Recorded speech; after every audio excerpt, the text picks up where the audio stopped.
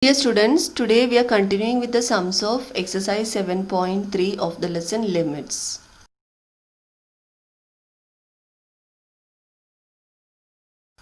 Question number 2, third one.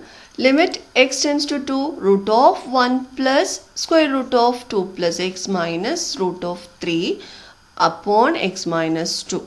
Limit x tends to 2.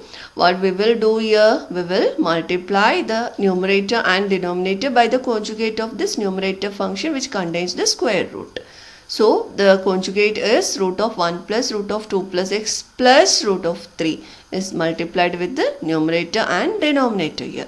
Then the numerator will become root of here the first term, one root is outside root is removed, that is root of 1 plus root of 2 plus x, the whole square will come because it is of the form a minus b into a plus b.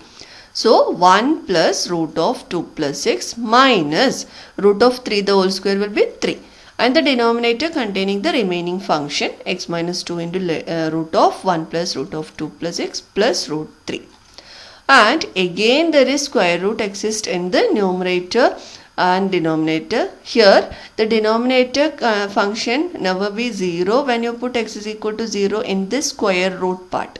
So we will remove multiply both the numerator and denominator by the numerator part, that is root of 2 plus x minus 2. Now its conjugate is root of 2 plus x plus 2 and multiplied with the numerator and denominator. Then the numerator will remove its square root because of the form a minus b into a plus b, that is a square minus b square. That is root of 2 plus x the whole square is 2 plus x minus 2 square is 4. Now here 2 minus 4 is minus 2, that is x minus 2, and we can cancel x minus 2 from both numerator and denominator. That is by simplifying we will get x minus 2 and we cancel this, then the remaining function will be limit x tends to 2 1 upon root of 1 plus root of 2 plus x plus root 3 into root of 2 plus x plus 2. And you can see when you substitute, that is we directly apply the limit here for the numerator and denominator separately and for each function in the each bracket. That is limit x tends to 2 into 1, that is of 1 is 1 itself because 1 is a constant, there is no x, so it is 1 itself. And denominator you can see it's not becoming 0 when you put x is equal to 2, so we can directly substitute the limit value for the function and get the value of this question, that is 1 upon root of 1 plus root of 2 plus 2 root of 4 plus root 3 into root of 2 plus 2 plus 2, that is root of 1 plus 2, root of 4 is 2, 1 plus 2 is 3, root 3 plus root 3 is 2 root 3, and here root of 2 plus 2 is 4, root of 4 is 2, 2 plus 2 is 4, 4 2s are 8, 8 root 3, 1 upon 8 root 3 is the value of the given limit. Question number 2, fifth one. Limit x tends to 0 root of x square plus 9 minus root of 2x square plus 9 upon root of 3x square plus 4 minus root of 2x square plus 4. Here the numerator and denominator contains the square root. So we will multiply both the numerator and denominator by the conjugate of both the numerator and denominator functions. You can see the conjugate of root of x square plus 9 minus root of 2x square plus 9 is multiplied with the numerator and denominator, as well as the conjugate of denominator function also multiplied here. You can see this. Now the by using the conjugates, that is a minus b into a plus b form, it will be x square plus 9, root will be cancelled in each term, minus 2x square plus 9, x square plus 9 minus of 2x square plus 9, and the remaining root of 3x square plus 4 plus root of 2x square plus 4 is x is in the numerator. And the denominator will become, by using the conjugate of this denominator function, we can write it as root of 3x square plus 4 minus of 2x square plus 4 by cancelling the roots.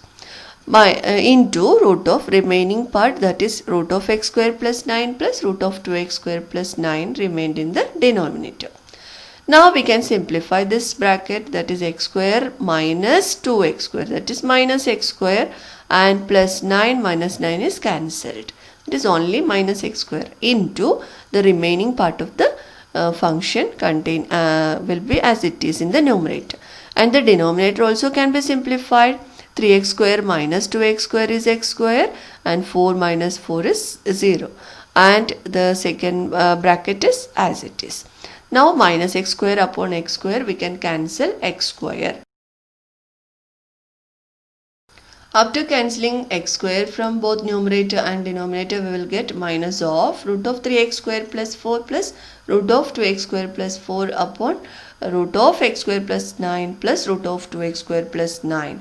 Now take the limit for both numerator and denominator separately, and minus sign is taken out, and we apply and see whether the denominator is becoming 0.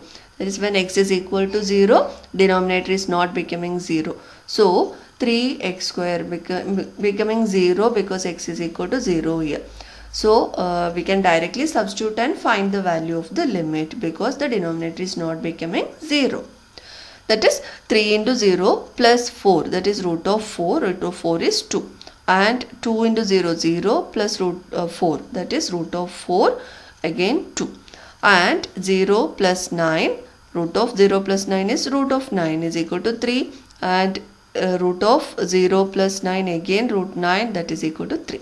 So 2 plus 2, 4, and 3 plus 3, 6. So 4 upon 6 is 2 upon 3, that is minus of 2 upon 3 is the value of the given limit.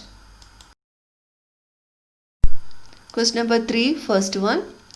Limit x tends to 1, x square plus x root x minus 2 upon x minus 1. Here minus 2 is split into 2 minus 1s.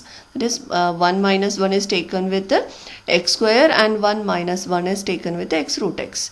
Then it will be x square minus 1 plus root of x root x minus 1. And we give the denominator separately for both the terms.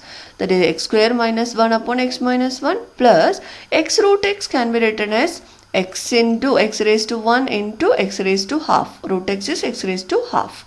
So x raised to m into x raised to n form. X raised to m plus n, that is 1 plus half is 3 by 2. This way we are getting x raised to 3 by 2 minus 1 upon x minus 1. Now we give the limit for each term separately. That is, limit x tends to 1, x square minus 1 square upon x minus 1, and limit x tends to 1, x raised to 3 upon 2 minus 1 raised to 3 upon 2 upon x minus 1. This is of the form limit x tends to a, x raised to n minus a raised to n upon x minus a. So we can apply that theorem, n into a raised to n minus 1. Here n is 2 and a is 1. So 2 into 1 raised to 2 minus 1 is 1. And in this n is 3 upon 2, a is 1. So 3 upon 2 into 1 raised to 3 upon 2 minus 1 is 1 upon 2. So 2 plus 3 upon 2, that is 2 2s are 4 plus 3. 7 upon 2 is the value of the given limit. Question number 3, fifth one. Limit x tends to 0, 3 upon x into root of 9 minus x minus 1 upon x. Here the denominators are not same. Here root of 9 minus x is extra in the first denominator. So we will multiply the numerator and denominator of the second term with the root of 9 minus x to make the denominator same. So it will be same after multiplying root of 9 minus x with 1.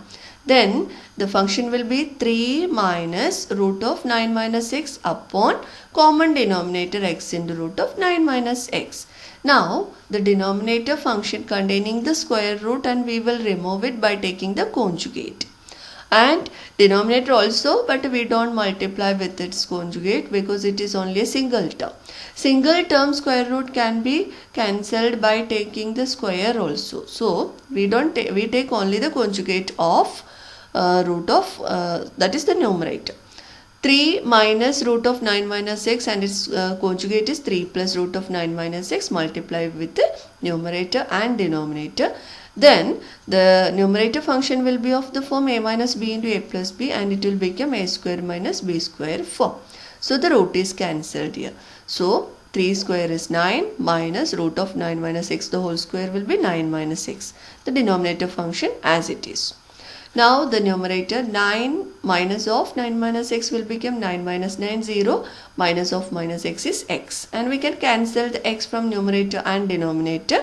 So it will be limit x tends to 0, 1 upon root of 9 minus x into 3 plus root of 9 minus x. And you can directly substitute 0 for x because the denominator is not becoming 0 and get the value of the limit.